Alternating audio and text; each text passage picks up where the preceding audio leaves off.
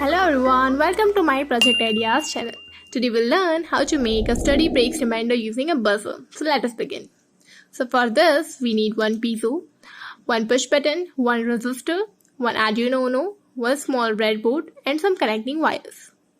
Now let us see how to connect the circuit. So for this, first of all we will connect this positive terminal of this buzzer to this GND pin of this Arduino.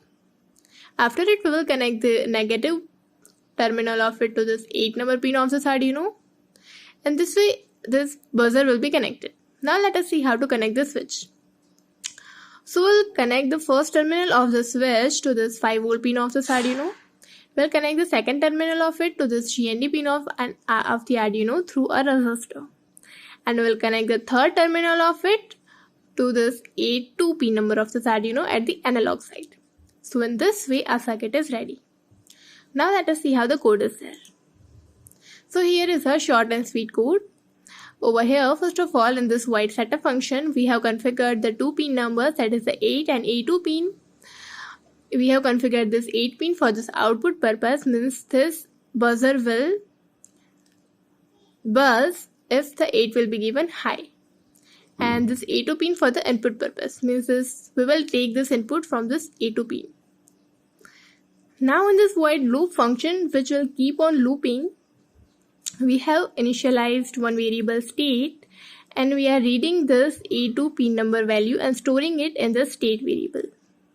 After it, we are also printing this in the serial monitor the value of the state, and if the state is 1023, means the switch will have value from 0 to 1023. 0 means it is not pressed and 1023 means it is pressed. So if it is pressed, we will wait for, over here just for the convenience I am taking only 5 seconds, that is equal to 5000 milliseconds.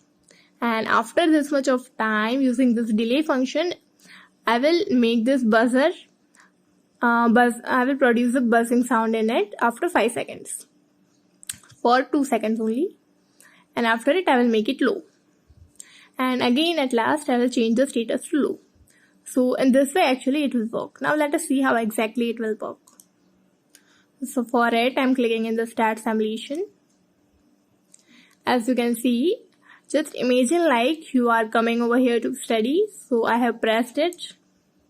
Now you can see 1, 2, 3, 4 and 5, and this buzzer is ringing for 2 seconds. After it, it will not ring.